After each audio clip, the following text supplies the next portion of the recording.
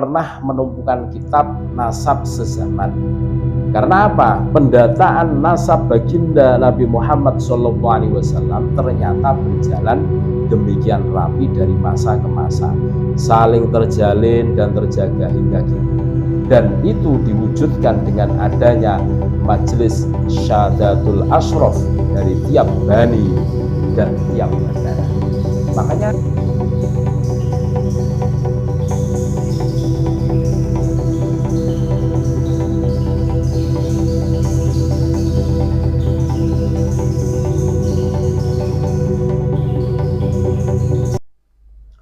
Assalamualaikum warahmatullahi wabarakatuh.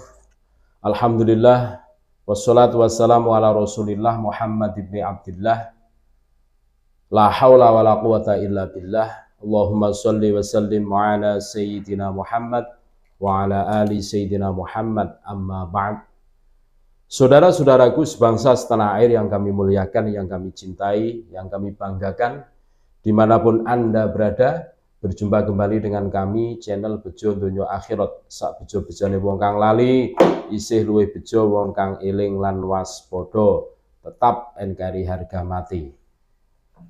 Kenapa Pak Alawi rungkat dan nasibnya tragis, tidak bisa mengkanter tesis ataupun kajian yang ilmiah dari Kiai Haji Imaduddin Usman Al-Bantani.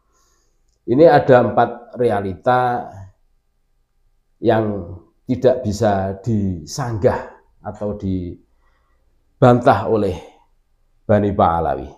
Jadi mereka tidak akan pernah menumpukan kitab nasab sezaman.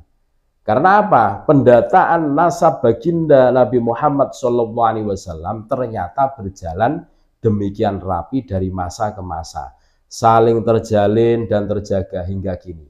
Dan itu diwujudkan dengan adanya majelis syahadatul asyraf dari tiap bani dan tiap negara. Makanya pasti kelihatan mereka tidak akan pernah dapat isbat dari Nakobah Yaman, karena data keluarga Nabi ternyata sudah demikian rapi. Bahkan di abad ke-7 Hijriah sudah pernah diadakan sensus untuk Nakobah Irak. Tentu akan lebih tragis lagi karena Sayyid Ahmad bin Isa hanya punya 3 putra. Siapa? Muhammad, Ali, dan Husain. Dan tidak ada nama Ubaidillah yang diklaim sebagai datuknya Pak Alawi. Bahkan tidak pernah hijrah ke Yaman. Semua sudah kami tulis dalam edisi sebelumnya. Apalagi untuk tes DNA, kegagalan di sini membuktikan bahwa catatan Tuhan tidak pernah salah. Haplogrup G mereka menunjukkan garis laki-laki mereka berasal dari Kaukasus, dan haplotip mereka yang memiliki kode PF3296 identik dengan keluarga Yahudi Askenazi. Bila ini dikaji lebih dalam, mereka yang sama sekali bukan bangsa Arab, apalagi Bani Hashim Quraisy, justru adalah Yahudi Khazari dan Kaukasia, yakni keturunan dari suatu bangsa yang hidup dari merampok di jalur sutra. Suku ini memeluk agama Yahudi di zaman The Great Solomon atau Sulaiman alaihissalam untuk memperoleh perlindungan dan jatah jalur sutra yang strategis di Kaukasus. Mereka sama sekali bukan keturunan Nabi Ibrahim alaihissalam, karena bangsa Yahudi yang keturunan dari 12 suku putra Yakub bin Ishak bin Ibrahim harusnya haplogrup Y DNA-nya juga J1. Bila Quraisy Bani Ismail bin Ibrahim J1L859, mereka J1L860, kerajaan Khazari. Ini beribu kota di Idil. Musnah akibat sebuah bangsa asing dari Mongol hingga kerajaan Rusia.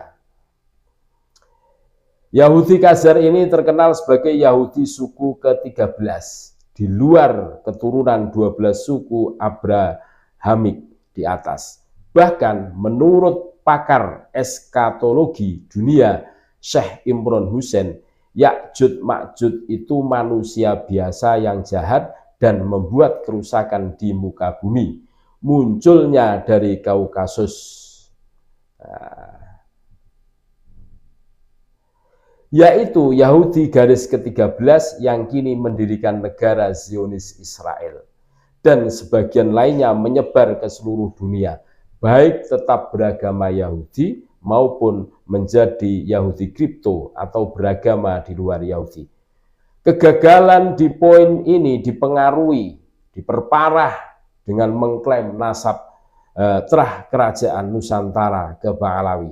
Ibaratnya menggunakan jurus dewa mabuk, namun benturkan kepala ke batu cadas. Kengawuran itu misalnya mengklaim terah Pakubuwono ke Asegaf, sementara Hamengkubuwono ke bin Yahya.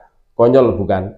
Padahal keduanya berangkat dari satu kakek yang sama, yaitu Amangkurat Jawi, atau yang sekarang sedang viral, pahlawan yang gugur di perang Sepehi lawan Inggris, yaitu Senopati Singobarong alias Kanjeng Raden Tumekung Sumodiningrat, cucu Sultan Hamengkubuwono I, dibelokkan ke bin Yahya Ba'alawi.